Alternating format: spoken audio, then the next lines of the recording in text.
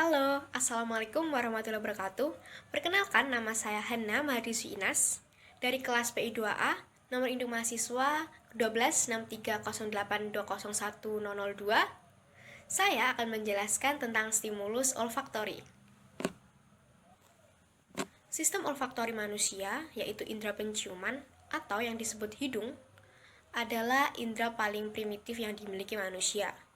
Namun, manusia masih bisa membedakan beberapa bebauan dan bahkan bisa menjadi alat komunikasi bagi manusia. Oke, kembali pada stimulus olfaktori. Stimulus dalam sistem olfaktori manusia berupa bahan-bahan kimia yang terdapat dalam lingkungan yang terhidup saat bernapas. Dalam hidung, reseptor penerima bau terdiri dari jutaan reseptor yang terletak pada hidung bagian atas dalam, jaringan yang tertutup lendir, dan tidak dilalui oleh udara yang disebut olfaktori mukosa. Selaput lendir ini berfungsi untuk melembabkan udara. Membran mukosa olfaktorius adalah bagian khusus dari mukosa hidung yang memiliki pigmen kekuningan dan juga reseptor olfaktorius. Membran mukosa olfaktorius terdiri dari sel-sel penunjang yang mensekresikan lapisan mukus yang secara konstan menutupi epitel dan sel reseptor yang berjumlah 10-20 juta yang tersebar di antara sel penunjang. Yang selanjutnya adalah sel reseptor olfaktorius, yaitu neuron dengan dendrit yang pendek dan panjang yang memiliki ujung terentang, dinamakan batang olfaktorius atau olfactory root. Sekian dari saya, selanjutnya akan dijelaskan oleh rekan saya. Assalamualaikum warahmatullahi wabarakatuh. Nama saya Latifah Rotani dengan NIM 12630820137. Di sini saya akan memaparkan materi mengenai anatomi hidung. Anatomi hidung dibagi menjadi dua bagian, yaitu bagian luar dan bagian dalam. Anatomi bagian luar dapat kita lihat dalam gambar di PPT. Terdiri dari pangkal hidung atau pitch, batang hidung atau dorsum nasi, puncak hidung atau hip, ala nasi atau sayap hidung, kolumella atau sekat tulang rawan dan kulit, dan lubang hidung atau nares anterior. Apex atau puncak hidung ini sampai di bagian atas bibir tengah dinamakan sebagai kolumella, sedangkan tempat bertemunya kolumella dengan bibir tengah bagian atas dinamakan dasar hidung. Hidung berbentuk piramid dengan puncaknya di atas, dan di bagian bawah terdapat dasar. Piramid hidung terdiri dari tulang dan tulang rawan yang dilapisi oleh otot dan kulit. Sepertiga atas hidung luar merupakan tulang dan 2/3 bawah merupakan tulang rawan. Bagian tulang terdiri dari dua tulang hidung yang bertemu di garis tengah dan pada bagian atas dari processus nasalis os frontal, dan keduanya melekat di antara processus frontalis os maxilla. Bagian tulang rawan terdiri dari sepasang cartilago nasalis lateralis superior, sepasang cartilago nasalis lateralis inferior atau cartilago alar mayor, cartilago alar minor, dan cartilago septum. Baik, sekarang kita akan membahas mengenai anatomi hidung bagian dalam. Anatomi hidung bagian dalam dimulai dari lubang hidung atau rongga hidung. Rongga hidung sendiri ada dua, yaitu kafum kanan dan kafum kiri, yang dipisahkan oleh dinding septum. Rongga hidung dapat dibagi menjadi tiga bagian, yaitu nares anterior atau rongga depan, vestibulum bagian tengah, dan nares posterior atau coana di bagian belakang. Di vestibulum terdapat kulit yang memiliki kelenjar keringat, rambut sia atau fibrase, dan kelenjar sabacea. Pada rongga hidung terlapisi oleh membran mukosa. Membran mukosa ini sebagian besar memiliki pembuluh darah serta melekat pada tulang atau periosteum dan kartilago atau tulang rawan atau perikondrium. Rongga hidung atau kafum nasi terdiri dari dasar hidung, atap hidung, dinding lateral, konka, meatus nasi atau rongga sempit di antara dinding lateral dan konka, dan dinding medial. Assalamualaikum warahmatullahi wabarakatuh. Perkenalkan, nama saya Lili Andika Azahra, NIM 126308201. Saya di sini akan menjelaskan tentang mekanisme sistem olfaktori. Sistem olfaktori terdiri dari dendrit-dendrit yang terletak di saluran-saluran pernapasan. dan akson-aksonnya melalui suatu bagian di tulang tengkorak atau yang biasa disebut cribriform plate, yang kemudian mau ke olfactory bulbs lalu bersinapsis dengan neuron-neuron lainnya yang akan diproyeksikan melewati traktu olfaktori menuju otak.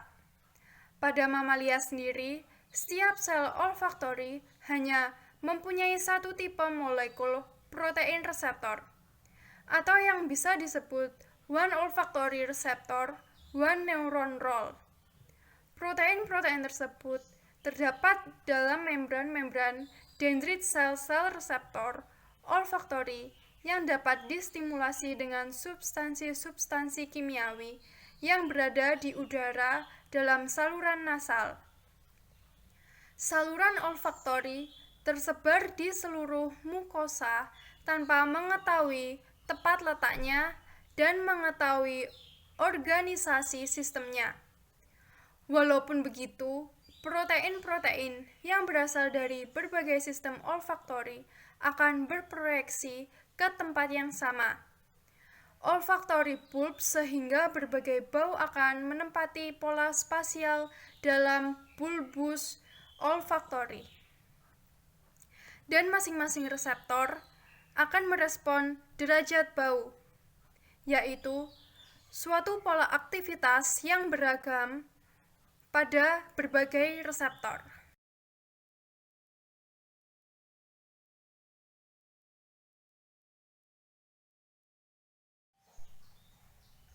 Sel-sel sistem kemampuan. Saya, Meisa Wiyungsaka dengan NIM 1263082010008 akan menjelaskan beberapa kerusakan atau gangguan dalam sistem olfaktori.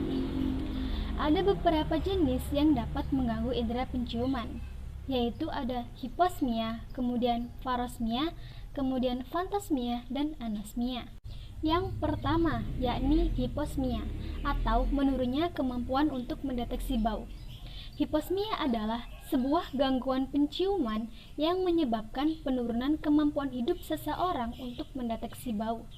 Hal ini disebabkan oleh beberapa faktor, yakni adanya alergi, kemudian cedera di kepala, infeksi saluran pernafasan, kemudian adanya polip hidung, septum hidung yang bengkok, sinusitis kronis, dan penggunaan obat-obatan seperti ampicillin, loratadin, atau ampitriptilin. Selain faktor-faktor tersebut, kebiasaan gaya hidup juga dapat menjadi pemicu hiposmia, seperti kebiasaan merokok dan penggunaan obat-obatan terlarang. Yang kedua, yakni parosmia atau biasa dikenal dengan salah mengenali bau. Parosmia merupakan sebuah keadaan ketika seseorang bisa mendeteksi bau tetapi salah mengenalinya. Misalnya, wewangian yang sebenarnya tidak cukup bau diartikan sebagai bau yang tidak menyenangkan. Biasanya, respon penderita parosmia menggambarkan bahwa sebagian bau yang mereka hirup tidaklah sedap. Hal ini disebabkan oleh beberapa faktor, yakni adanya kerusakan pada neuron penerima indera penciuman, adanya cedera di kepala, kemudian flu, terpapar oleh racun, dan gangguan pada sistem saraf dan sinus. Yang ketiga yakni fantosmia atau biasa dikenal dengan mencium bau yang tidak ada.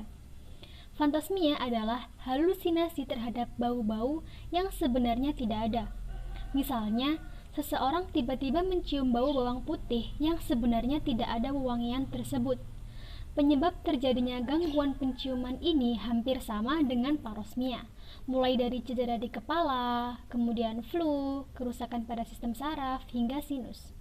Meskipun demikian, fantosmia dan parosmia sangatlah berbeda. Hal ini terletak pada parosmia yang salah mengenali bau yang ada, sedangkan fantosmia mencium bau yang tidak ada. Yang terakhir yakni ada anosmia, atau biasa dikenal dengan hilangnya kemampuan untuk mendeteksi bau.